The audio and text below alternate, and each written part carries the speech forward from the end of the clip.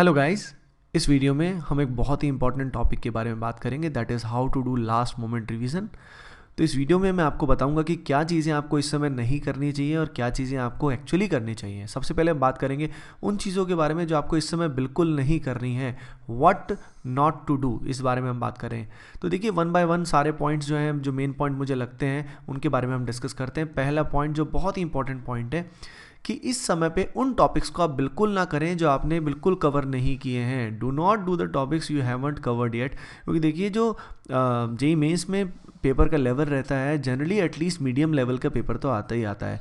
तो अगर कोई टॉपिक आपने अब तक कवर नहीं किया है, 2 साल हो गए आपकी प्रिपरेशन को या 3 साल हो गए आपने अब तक नहीं किया है, एंड इफ़ यू थिंक कि भाई लास्ट के 10 दिन की तैयारी में आप उस टॉपिक को इतना अच्छा कर लेंगे कि आपसे एकदम से वो सॉल्व हो जाएगा, तो आप बहुत बड़े बेवकूफ़ हैं। ठीक है, तो वो बेवकूफ़ी आपको नहीं करनी है। ऐसे टॉपिक्स पे आपको बिल्कुल टाइम स्पेंड नहीं करना है जो आपने अब तक छुए ही नहीं है। ये आपका बिल्कुल शेयर वेस्ट ऑफ टाइम है, तो ऐसा बिल्कुल ना कीजिए। Second point is also very important, do not spend much time on your weak topics. ऐसे टॉपिक जो आपके वीक हैं, अब तक भी वीक हैं, इतना समय गुजर गया, अब तक भी वीक हैं, तो वो एकदम से स्ट्रांग नहीं हो पाएंगे। तो उन पर ज़्यादा समय वेस्ट ना करें। आप उनको करें ज़रूर, आप उनके बेसिक लेवल के क्वेश्चन करें, ताकि जब एग्जाम में अगर बेसिक लेवल का क्वेश्चन आ जाए, इजी आ जाए, तो आपका ना छूटे। ओके, क्योंकि टफ क्वेश्चन आपका ऐसे टॉपिक से होना वैसे भी बहुत मुश्किल है, क्योंकि आपका टॉपिक ही वीक है। तो इन पे ज़्यादा टाइम स्पेंड करोगे in the with the thinking कि आपका ये टॉपिक बहुत अच्छा हो जाएगा, तो ऐसा एकदम से हो नहीं सकता है। ये रियलिटी आपको एक्सेप्ट करनी होगी, and do the basic questions of the weak topics only. Okay, next point is also very important, do not practice much problems. बहुत ज़्यादा क्वेश्चंस करने की इस समय आवश्यकता नहीं होती है। बेसिक चीज़ें आपको याद होनी चाहिए। प्रैक्टिस आपने ऑलरेडी बहुत ज़्यादा की हुई है। कौन कौन से क्वेश्चन करने हैं, क्या क्या करना है, ये मैं अभी आपको थोड़ी देर में बताने वाला हूँ। लेकिन बहुत ज़्यादा क्वेश्चन ना करें, और ऐसे क्वेश्चन तो बिल्कुल ना करें जिनके सॉल्यूशंस आपके पास अवेलेबल नहीं है। क्योंकि अगर आपको डाउट्स आए, और इस समय पे अगर डाउट्स आते हैं, तो बहुत ज़्यादा इरिटेशन, फ्रस्ट्रेशन हो जाता है, कोई अपने को डाउट बताने वाला नहीं होता है। तो इसलिए ऐसे क्वेश्चंस को कर सकते हैं जिनके पास आपके पास सॉल्यूशन है। अदरवाइज आप उन क्वेश्चंस को बिल्कुल ना करें जिनके सॉल्यूशन आपके पास अवेलेबल नहीं है।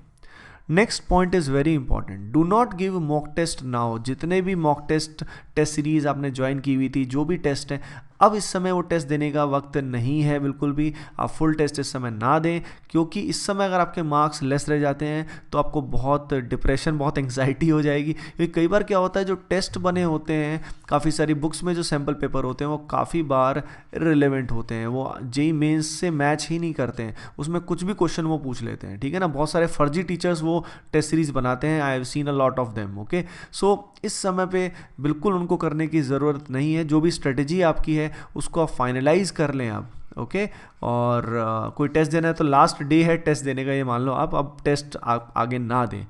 Okay, now I will tell you what you need to do, what to do now. तो देखिए, आई होप आपने हर एक सब्जेक्ट के, हर टॉपिक के समरी नोट्स बनाए होंगे।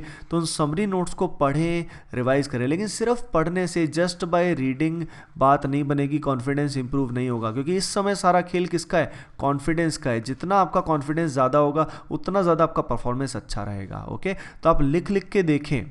2 बातें आपको करनी है, आपको लिख लिख के देखना होगा। बेसिक बातें जैसे फॉर्मूला हो गया, कंसेप्ट हो गया, उसको लिखें, एक्सप्लेन करें, ठीक है। उसके कुछ बेसिक क्वेश्चंस करें, तो आपको लिख लिख के अपने आप को एक्सप्लेन करना होगा।